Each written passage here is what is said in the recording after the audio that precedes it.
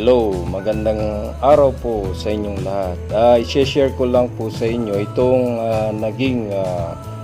na-discover ko po kung paano tayo magtanim ng figs o tinatawag nilang Najir or Karmus. So ito po, na-discover ko lang po ito. So ganito po yung na-discover ko po kung paano po magtanim ng fig cutting. So una po, ito. Bali ito po, mga 10 days na po itong nakabalot sa plastic. So paano ko po ginawa ang pagka-rootings ng mga cuttings na ito. So ito po, nakikita nyo po, may tumubo na po siyang mga sanga. Ano po, ito po ay pinutol ko pong isa-isa ito. Bali 12 days na po ito ngayon. So paano ko po natin ito ginawa ay napakadali lang po. Ayan po, nakikita nyo, ang dami na po niyang ugat, no? So pwede na po siyang itanim.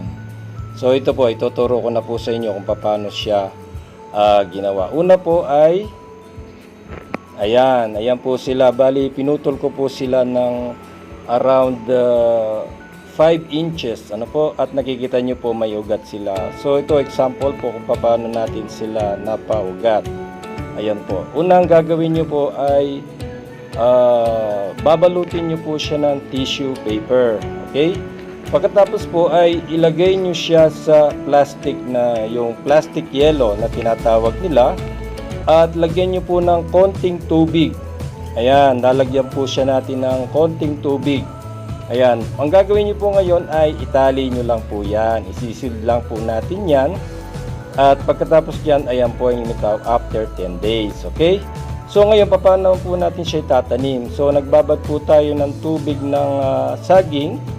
Ayan po, yung overnight na tubig ng saging. Yan po yung gagawin nating patubig sa ating fig cuttings. Okay po, so yan, ibubuhos nyo lang po yan dyan. At ayan na po, ilalagay po natin ngayon na para hindi na po tayo lagi nagdidilig. Yan po yung ginawa ko.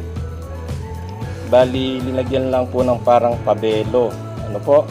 So, tapos itatanim nyo na po ngayon yung mga cuttings. So, pagkatapos naman po yung itanim yan, isa-isa. Ayan, nakikita nyo na po, may tumutubo na pong mga sanga. So, ibig sabihin po ay mabubuhay na po ang ating mga figs cuttings. Okay po? So, pagkatapos naman po yan, ay lagyan nyo po siya ng plastic kasi wala po tayong greenhouse. Okay po? Mas maganda po kung mas malaki po yung plastic. Ano po?